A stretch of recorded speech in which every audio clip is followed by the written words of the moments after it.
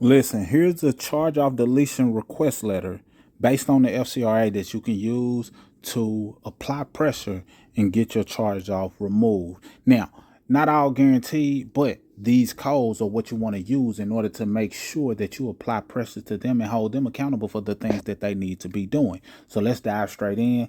And if you like this video and you want access to the direct letter, comment letter below and then I'll let you know how you can access it. That being said, the top of the letter starts off with your name, address, city, state, zip code, date. That's simple enough because you want to create a paper trail. You don't want to have your email address there and your phone number because any correspondence you want them to be able to send directly to you. That way, whatever they send in the mail, you can use it and hold on to it, keep it, file it, so you can keep it for your paper trail, as I mentioned. Then you want their information, creditor or furnisher's name or the, Experian, Equifax, TransUnion. You can put their information there. If you're sending this letter directly to the entity or a collection company, you could put their information there, their address, city, state, zip code. Now, the subject of this said this is a formal request for deletion of charge-off account failure to verify under 15 USC 1681 S2B. Now, a good teacher gives homework because I don't want you to just take what I say verbatim without at least getting an understanding of where it came from and how it can be used. So I want you to look into 15 USC 1681 S2B and see what you see and how it makes sense and aligns with getting charge offs deleted. Now, I will say this code can also be used for other things more than just charge offs because it's based on proving that they have not done their due diligence in providing accuracy of reporting this account in the first place. So it can be used for more than charge offs, but this can position you to leverage this particular code without having to need a lawyer. And that's powerful because at the end of the day, they're going to utilize some of these same codes. And if you can start making progress for yourself, then it positions you to not have to hire someone else. If you ultimately need some help, then by all means do so. If you don't have the discipline to keep applying pressure, keep sending letters, then get assistance where needed. If you need our assistance, we're here to help as well. But we want to give you some free tools and resources and letters that you can use as well.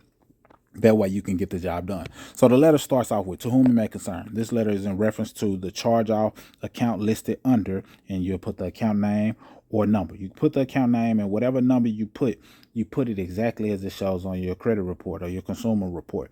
Basically, if it has a lot of X's, you put it just like that. If it just has 4 numbers and some X's, put it just like that. Don't give more than what you've been given.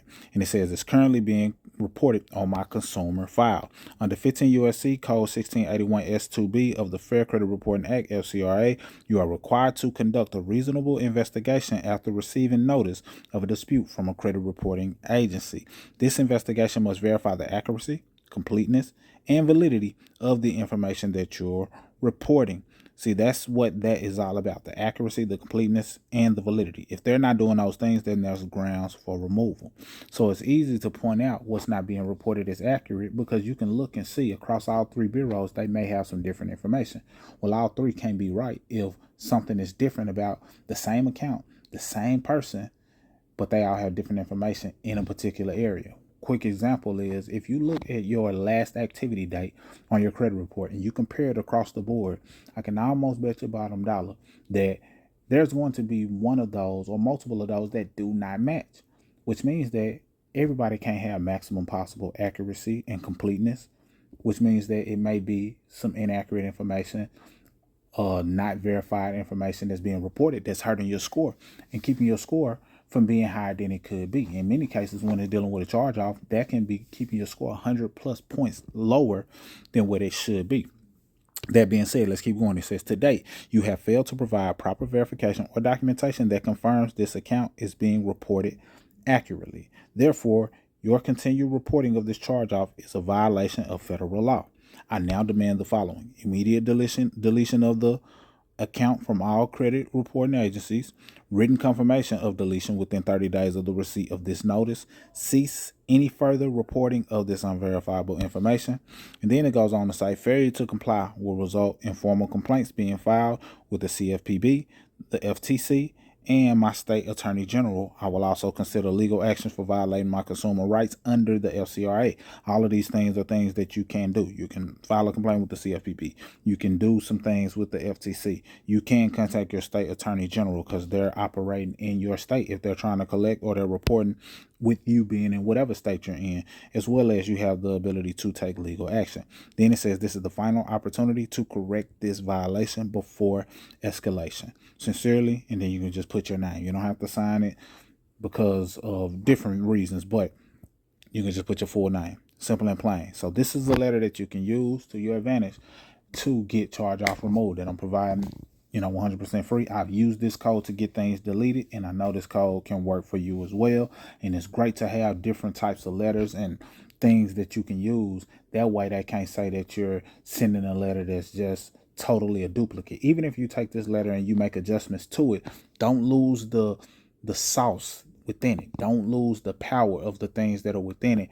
You might make some subtle tweaks, but that's just because you want yours to show up a little bit different. But for the most part, this letter can be used to your advantage. Now, here's some additional tips that you can use to get the maximum amount of success. Additional tips, basically. Number one, send it via certified mail, because you want to have that paper trail. You can do the return receipt. That way you know that they received it. It costs a little bit more, but this is an investment. And if you understand, then this could be tax deductible as well. This gives you proof for delivery, and it starts the 30-day countdown. So as soon as you know when they received it, say you mailed it out today and you know they received it by June 29th. Well, guess what? If they received it by June 29th, that clock starts ticking right then and there. You know exactly when they received it. So now you can use that in the event that you have to file a lawsuit, or you have to apply more pressure with future letters that may still be targeting the same charge off, or charge offs, multiple. Number two, dispute with the credit bureaus first if you have not already. So this can be sent to the credit bureaus, as I mentioned, but it can also be sent directly to the creditor, directly to the collection company, who may have also shown up on your report, even though it was written as a charge off. So just something to pay attention to when you're looking at the details of your credit report. Now, that being said, it says the furnisher's obligation to investigate under 1681 S2B only begins once the CRA notifies them. So if the credit reporting agency notifies the furnisher, that's when the investigation is to begin. So you want to make sure you send your information to Experian Equifax TransUnion, because they're going to try to verify it with, if they're doing it the right way, they're going to try to verify it with the furnisher. And now that clock ticks. So now you got a couple of things working for you, and you can use that to your advantage, because a lot of times they're not doing it the right way. They're not doing a proper investigation or reinvestigation. So you want to have all of these things in place and make sure that you're using all of this information to your advantage by keeping records. Good record keeping is going to be key. Then it says, if you haven't yet filed a dispute with Experian TransUnion Equifax, which is what I just went over, it says right here in writing or online. I just included that just because sometimes people want to do online. I don't recommend it. So I wanted to use this as an opportunity to educate on why. When you do things online, a lot of times you waive some of your rights in many cases, especially when it comes to just disputes. Now, certain things you can do online, like file a complaint with the CFPB, do identity theft claims if you have been, your data has been breached, or your identity is, possibly been tampered with. Those are things that you can do, but you're still getting some type of records from that, because you'll get a downloadable PDF. It's a little bit different, but just a typical dispute with no track record, I don't recommend that. Now, number three, keep records of all communication. Save copies of the letter, mail, and receipts, credit reports, and any responses. That way you can have that paper trail, as I mentioned. And number four, if no response or refusal to delete, file a complaint with the CFPB using the exact language from your letter and attach proof. This increases your leverage and typically triggers internal reviews, and ultimately you're aiming to get things deleted. So hopefully this helps you. Hopefully this is something you can take and run with. If you want access to the letter, comment letter below, and I'll let you know exactly how you can access this letter so you can use it to your advantage. More information and things to come. Got a free credit class down below if you need access to that as well. And let me know what questions you have or what letter you would like me to cover going forward that can help you get something deleted, updated, or whatever you're trying to accomplish in it as it relates to your credit. That's all I got. Mr. Smith signing out. Salute.